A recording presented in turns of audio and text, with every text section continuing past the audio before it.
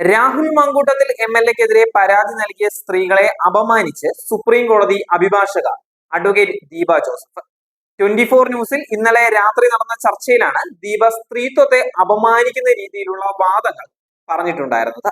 പരാതി പറഞ്ഞ സ്ത്രീകൾ അല്പവസ്ത്രം ധരിക്കുന്നവരാണ് എന്നുള്ള ധ്വനിയുള്ള ദീപയുടെ വാദങ്ങളെ അവതാരകനായ ഹാഷ്മി ചോദ്യം ചെയ്യുകയും ചെയ്തു. ഇതോടെയാണ് വളരെ മോശമായ രീതിയിൽ ദീപ പ്രതികരിച്ചത്. മാന്യമായി വസ്ത്രം ധരിക്കുന്ന സ്ത്രീകൾക്ക് പ്രശ്നങ്ങൾ ഉണ്ടാകില്ല എന്നുള്ളതായിരുന്നു ദീപയുടെ വാദം തന്നെ. താങ്കൾ ഏത് കാലത്താണ് ജീവിക്കുന്നത് എന്ന് ദീപയുടെ വാദത്തോട് അവതാരകൻ ഹാഷ്മി പ്രതികരിക്കുകയായിരുന്നു.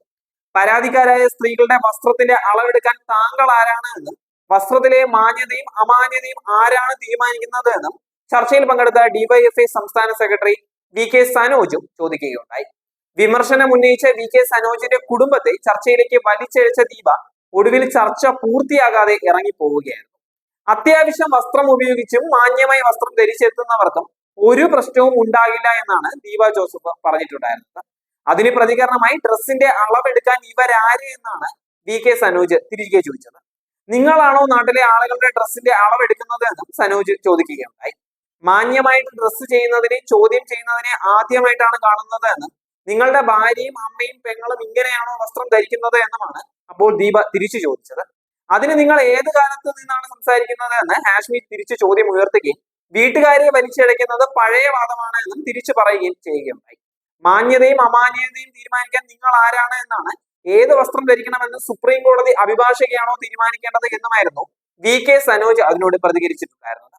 ഇവിടുത്തെ പ്രശ്നം യുവ നേതാവിനെതിരെ ആരോപണങ്ങളുടെ കുത്തൊഴുക്ക് ഉണ്ടാകുന്നതാണ് എന്നും ശബ്ദരേഖകൾ പുറത്തു വരുന്നതാണ് എന്നും അപ്പോൾ നിങ്ങളെ പോലെയുള്ളവർ ആ വ്യക്തികളെ പിന്നിൽ നിന്ന് കുത്തുകയാണ് എന്നും ഹാഷ്മി പറയുകയാണ്.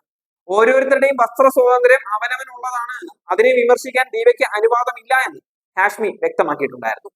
കേരളത്തിലെ ഏറ്റവും വലിയ പ്രശ്നം രാഹുൽ മാങ്കൂട്ടത്തിൽ ഏതോ ഒരു സ്ത്രീയുമായി കൊച്ചിനെ ഉണ്ടാക്കിയതാണോ എന്നും ദീപ അധിക്ഷേപിക്കുകയുണ്ടായി. പരാതിക്കാരെ സ്ത്രീകളെ അധിക്ഷേപിച്ച ദീപയ്ക്ക് ഈ ചർച്ചയിൽ ഇരിക്കാൻ അവകാശമില്ല എന്ന് VK സനോജ് വ്യക്തമാക്കുകയായിരുന്നു. പിന്നാലെ ദീപ ചർച്ചയിൽ നിന്ന് ഇറങ്ങിപ്പോവുകയും ചെയ്തു. രാഹുൽ മാങ്കൂട്ടത്തിൽ MLA സ്ഥാനം ഉടൻ രാജിവെക്കണമെന്നാണ് രമേശ് ചെന്നിത്തല ആവശ്യപ്പെട്ടിരിക്കുന്നത്. നേതാക്കളുമായുള്ള കൂടിയാലോചനയിലാണ് ചെന്നിത്തല തന്റെ നിലപാട് വ്യക്തമാക്കിയിരിക്കുന്നത്.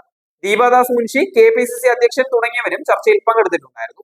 രാഹുലിനെതിരെ വരാൻ പോകുന്നത് ഗുരുതര വെളിപ്പെടുത്തലാണ് എന്നും അത് അംഗീകരിക്കേണ്ട സാഹചര്യം പാർട്ടിക്കില്ല എന്നുമാണ് കൂടിയാലോചനയിലെ തീരുമാനം. രാഹുൽ മാങ്കൂട്ടത്തിനെതിരെ ലൈംഗിക ആരോപണങ്ങൾ കടുത്തതോടെയാണ് ചെന്നിത്തലയും നിലപാട് കടുപ്പിച്ചിരിക്കുന്നത്.